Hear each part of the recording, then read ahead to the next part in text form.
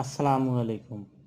আজকে আমরা দেখব সাইট ক্লাসিফিকেশন অফ সয়েল, মানে আমাদের সয়েলের উপর ভিত্তি করে আমাদের সয়েলটা কোন ক্যাটাগরিতে পড়তেছে, এসএ না এসবি না এসসি না এসডি, এসব আমরা দেখব।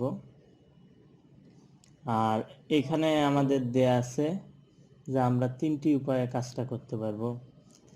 আমাদের সাইট ক্লাস নির্ধারণ করতে গেলে মিনিমাম 100 ফিট বোরিং করতে হবে, অর্থাৎ 30 মিটার।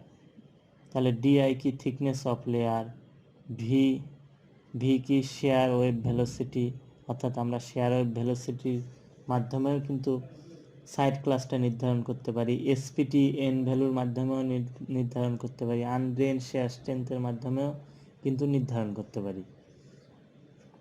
তাহলে আমরা দেখব এসপিটি দিয়ে কিভাবে করা হয়, কারণ আমাদের দেশে সাধারণত এসপিটি দিয়েই করা হয়, কারণ আমাদের তেমন একটা ল্যাব টেস্ট করা হয় না।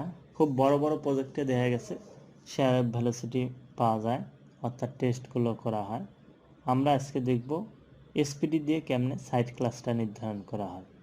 তাহলে এই ফর্মুলা দেখতেছেন, এখন আমরা এইখানে প্রত্যেকটারই সংজ্ঞা দেয়া আছে, জাস্ট আপনারা একটু দেখলেই পারবেন, বোঝার কিছু নেই।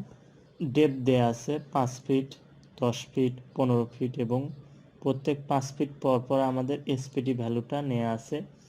5 ফিটে 5, 10 ফিটে 10, 15 ফিটে 5, এইরকম আমরা কি এসপিটি দিয়ে দিয়েছি। সয়েল টেস্ট থেকে এসপিটিটা বসিয়েছি আর কি। এখন ডেপথ অফ লেয়ার, প্রত্যেক লেয়ারের গভীরতা কত? 5 ফিট 5 ফিট করে, D divided by SPT N, অর্থাৎ এই যে লেয়ারের যে ডেপথ এইটা ভাগ আমাদের এসপিটি, তাহলে এই ডি 5 ভাগ এই 5, তাহলে ইকুয়াল 1। এখন আবার এই যে 5 ভাগ এই যে 10 এসপিটি ইকুয়াল 0.5। এখন আবার এই 5 ভাগ 5 1 হলো। এখন আবার এই 5 ভাগ এই 14, তাহলে আমরা পাচ্ছি কত? 0.36। এইভাবে আমরা টোটালটা বের করে নিলাম, এবং শেষে এসে আমরা যোগ দিচ্ছি। যোগ দিয়ে হচ্ছে কত? 5.15। এবং শেষে এসে আমরা কি করতেছি? আমাদের এই ফর্মুলাটা পুরোপুরি অ্যাপ্লাই করতেছি, অর্থাৎ এই যে এই ফর্মুলা, সেইটাতে আমরা করতেছি কি, এই টোটাল যে ডেপথ এইটা ভাগ সাম অফ এসপিটির এভারেজ, এইটা করে পেলাম কত? 19.41। তাহলে 19.41 পাচ্ছি, যেখানে আমরা সাইট ক্লাস বলতেছি এসসি। এখন এটা কি আসলে এসসি? আমরা দেখি যে এসসি কিনা। এসে হচ্ছে রক, অর্থাৎ এটা খুবই হার্ড মাটি, যেখানে দেখুন যে এসপিটি 50-এর অবশ্যই ওপরে, এখানে এসপিটি কোনো ভ্যালু দেয়া নাই, অর্থাৎ শেয়ার ওয়েভ ভ্যালোসিটির মান অনেক বেশি, 800 মিটার পার সেকেন্ড, এর চেয়ে বেশি হবে আর কি। আর এইটা তারপরের ধাপ, মানে এইটাও খুব শক্তিশালী মাটি বা খুব স্ট্রং। এখানে কিন্তু প্রত্যেকটারই ব্যাখ্যা দেয়া আছে, rock or other rock light geological formation, অর্থাৎ আপনারা পড়লেই বুঝতে পারবেন।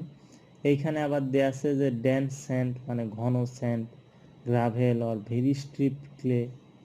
তাহলে কি এইটাও কিন্তু খুবই শক্ত মাটি। আর এই দুইটা মাটি বা এই দুইটা সয়েল আমাদের দেশে পাওয়া যায় না বললেই চলে।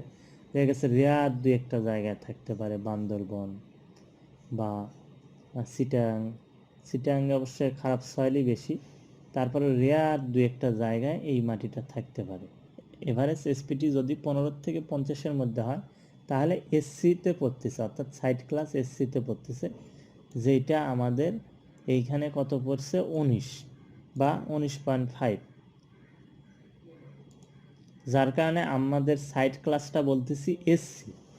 এইখানে কিন্তু আরও কিছু শর্ত দেয়া আছে, যে এরপরে যদি 15-এর চেয়ে নিচে হয় তখন কিন্তু আবার এসডি, অর্থাৎ আমাদের ভ্যালুটা যদি 15-এর চেয়ে নিচে হতো, এই যে এই ভ্যালু, তাহলে এটা আসতো কি এসডিতে। আবার এসিটা কি? এসি হচ্ছে এইখানে কোনোটারই ভ্যালু দেয়া নাই। এইখানে এসি বলতেছে যে এসি এবং এসডি এর সমন্বয়ে এটা হতে পারে। যেমন এইখানে কি, যে 5 মিটার থেকে 20 মিটারের মধ্যে যদি খুব হার্ড মাটি থাকে, অর্থাৎ যেটার শেয়ার ভেলোসিটি কত 800 মিটার পার সেকেন্ডের চেয়ে বেশি বা এর সমান এই রকম যদি থাকে, অর্থাৎ এসপিটি আমাদের একদমই কম, আস্তে আস্তে হঠাৎ করে 20 মিটারের দিকে এসে অনেক শক্ত, তখন বা অনেক স্ট্রং মাটি, অনেক রক মাটি, তখন এইটা কি আমাদের এসইতে পড়বে। যদিও সেইটা দেখা গেছে যে এসসিতে পড়ছে আমাদের শর্তে যদি এসসিতেও পড়ে, কিন্তু তারপরেও খেয়াল করা লাগবে 5 মিটার থেকে 20 মিটারের মধ্যে খুবই হার্ড মাটি আছে কিনা। যেহেতু আমরা শেয়ার ভেলোসিটি এইটা আমরা পাই না, বা আমাদের সয়েল টেস্টে এটা থাকে না, এটা ল্যাব করা হয় না। যদি থাকে তাহলে তো খুবই ভালো, যে আপনি সহজেই বুঝতেছেন। আর না থাকলে আমরা কেমনে বুঝবো? আমরা এসপিটি দিয়েই বুঝবো যে এটা খুবই স্ট্রং বা হার্ড মাটি থাকবে, যেটার এসপিটি অন্তত 50 আপ থাকবে বা 50-এর মতো থাকবে। তাহলে এটা কিন্তু খুবই গুরুত্বপূর্ণ বিষয়, যে এটা খেয়াল রাখার বিষয় যে সবসময় কিন্তু এসসি এবং এসডি হবে না। এইখানে যদি কোনো না কোনো শর্তে এর আওতায় পড়ে যায়, সেটা এসসি হলো বা এসডি হলো, সেটা ক্রস দিয়ে আমরা তখন টিক দিয়ে দিব কোথায়? এসইতে। তাহলে এই এসিটা আমাদের খুব গুরুত্ব সহকারে দেখতে হবে, কারণ মাটির যে স্বাভাবিক বৈশিষ্ট্য, অর্থাৎ একটা গ্রাফ ধীরে ধীরে উঠতেছে, যাচ্ছে যাচ্ছে যাচ্ছে যাচ্ছে, একটু উপরে উঠলো একটু নিচে নামলো, হঠাৎ করে যদি এরকম হয়ে যায়, তাহলে এইটা কি একটা আনএক্সপেক্টেড, অর্থাৎ সেটা 5 থেকে 20 মিটারের মধ্যে যদি এরকম হয়, তাহলে সেটা এসি, এবং এইটা একটা ব্যতিক্রম ধর্মী বলা যেতে পারে। এই সয়েল সাধারণত চিটাগাং, তারপর গাজীপুর, রাঙ্গামাটি, খাগড়াছড়ি এইরকম জায়গায় পাওয়া যেতে পারে, তবে অন্য জায়গায় যে পাওয়া যাবে না এর কোনো মানে নাই। মানে এই জায়গাগুলোতে সাধারণত এরকম বৈশিষ্ট্যের মাটি থাকে বা আছে। S1 আমরা কখন ধরবো?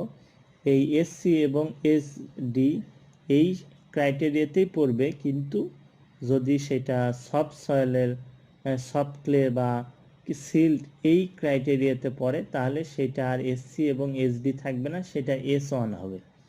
এবং S2 কখন হবে? S2 ঠিক এই রকমই হবে, মানে এসসি এবং এসডিতেই হবে, কিন্তু সেটা লিকুইফাইবল সয়েল হবে।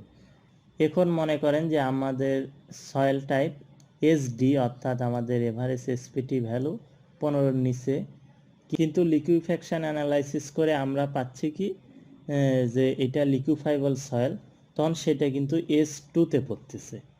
এবং এই মাটিও কিন্তু বাংলাদেশে অনেক জায়গায় আছে, যেমন আমার জানা মতে মাদারীপুরে আছে, বসুন্ধরাতে আছে।